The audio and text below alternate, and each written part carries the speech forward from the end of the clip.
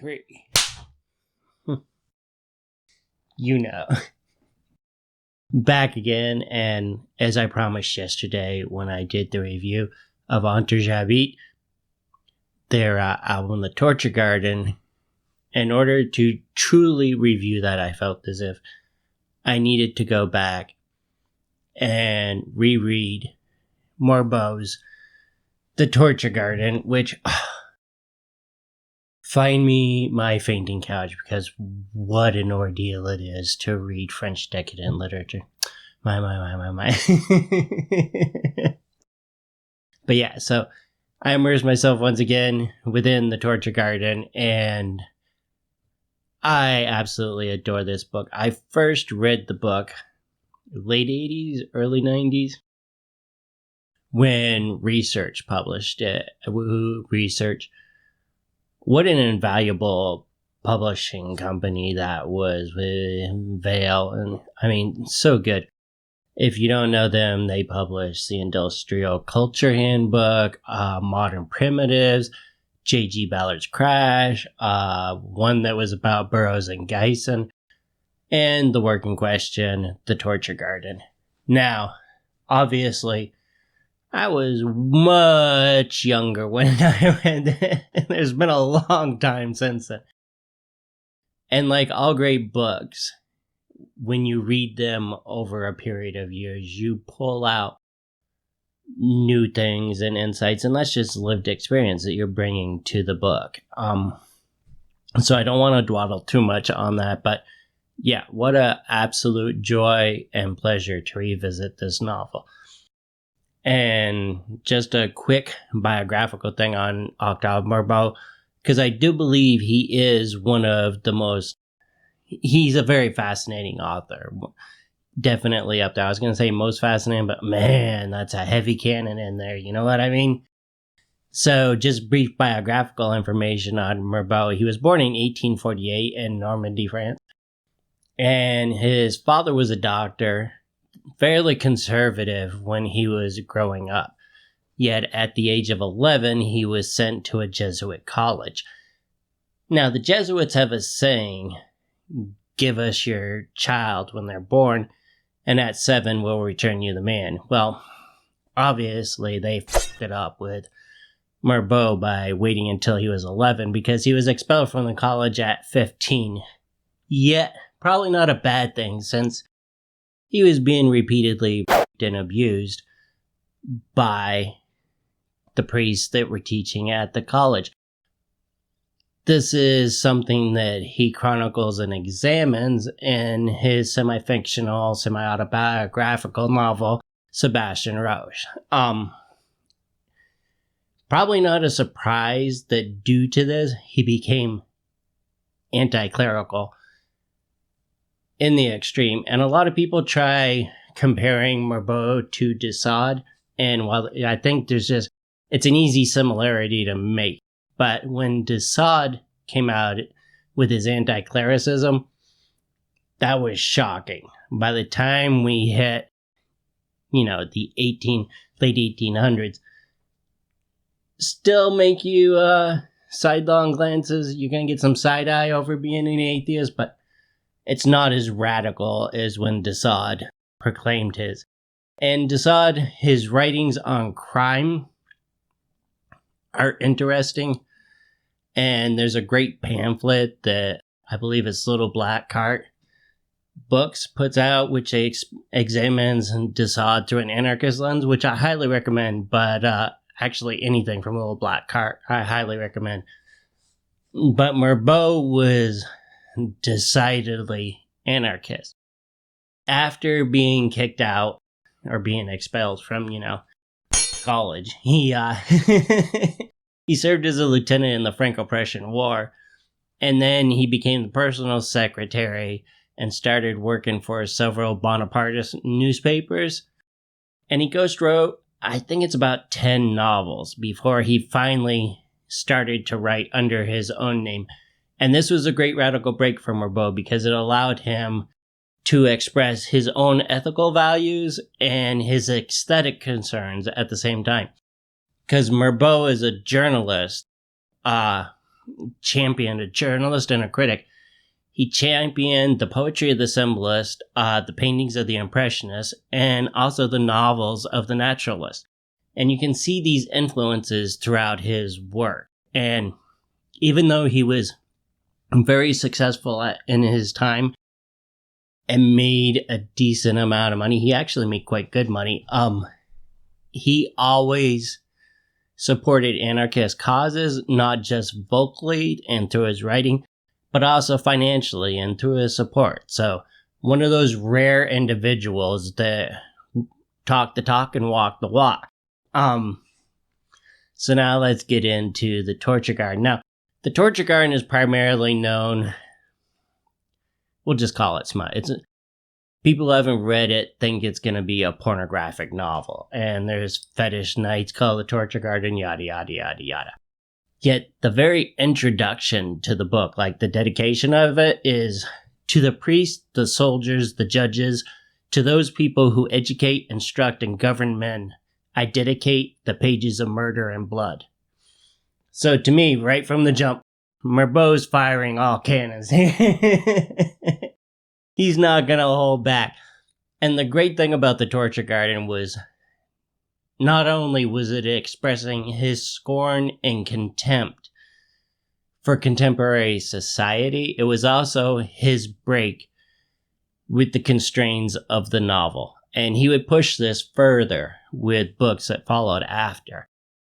And the Torture Garden, in its structure, very much resembles More's Utopia. With the preface to the book, it introduces the manuscript itself. And then you get to the main work, which is divided into two sections.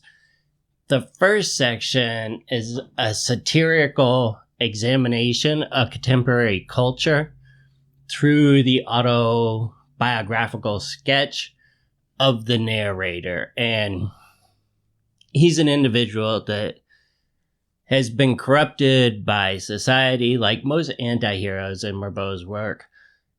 Yet he is incompetent in nearly everything that he tries. And then the second part of the book is very detailed descriptions of the Torture Garden itself and the effect that the sight, sounds, and smells have upon the narrator and Clara, the woman who convinced him to go to China with her and visit the Torture Garden. Now, I highly recommend this book. You won't find it on Project Gutenberg, though you will find Diary of a Chambermaid, his other well-known work. But Imperial Library of Trantor, if you've got Tor, yeah, they've got it. So you should definitely grab a copy of this book and read it. So I don't want to spoil too much of it. However, I find it interesting that people talking about this book focus almost solely upon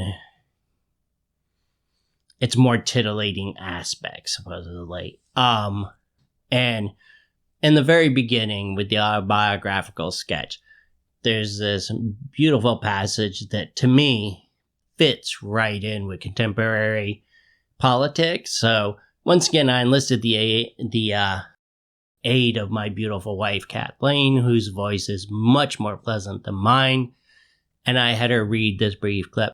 So, I'll just sit here for 20 seconds, get the old stopwatch here while she reads that to you, okay? Here we go.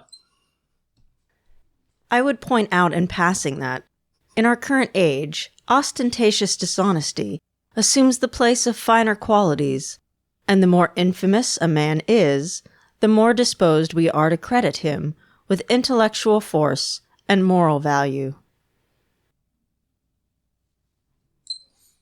And back again. Hopefully I timed that right. What I find interesting about this is the sentiments that are expressed within that and in the beginning section.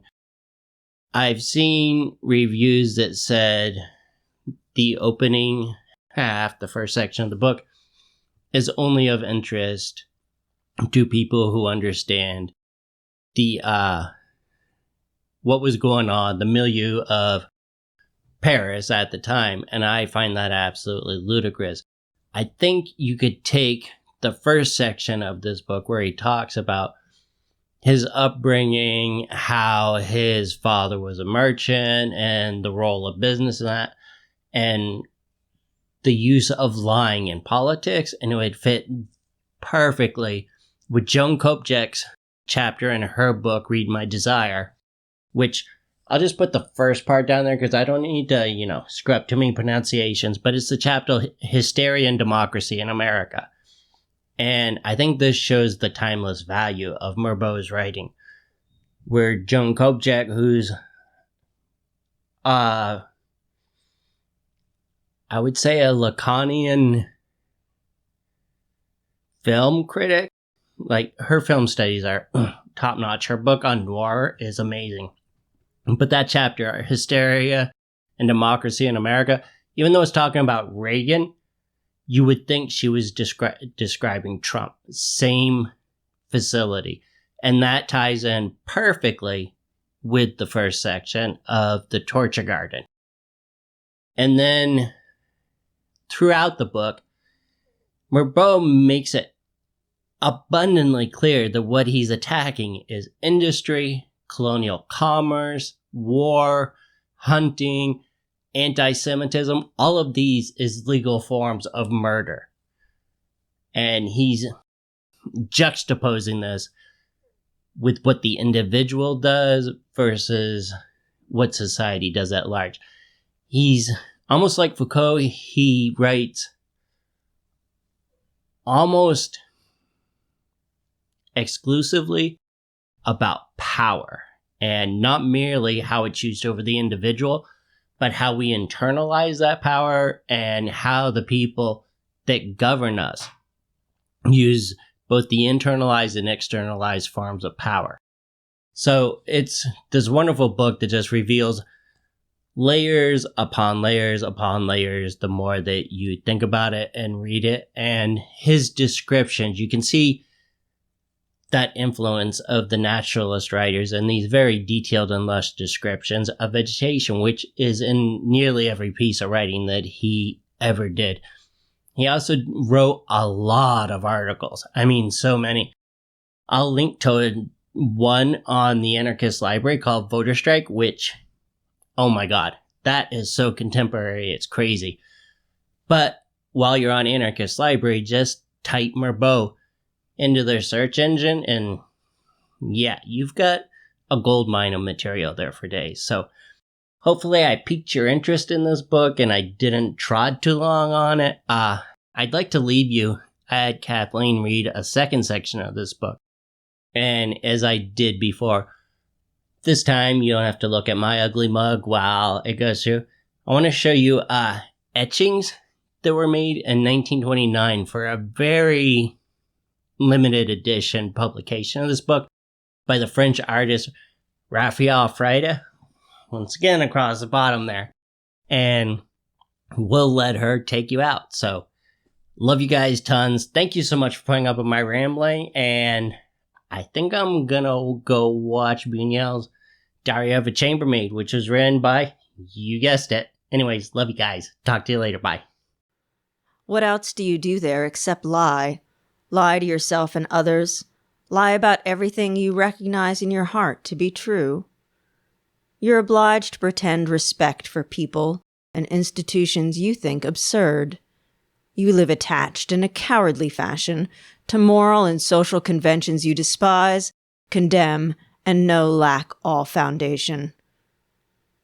It is that permanent contradiction between your ideas and desires and all the dead formalities and vain pretenses of your civilization which makes you sad, troubled, and unbalanced. In that intolerable conflict, you lose all joy of life and all feeling of personality, because at every moment they suppress and restrain and check the free play of your powers. That's the poisoned and mortal wound of the civilized world.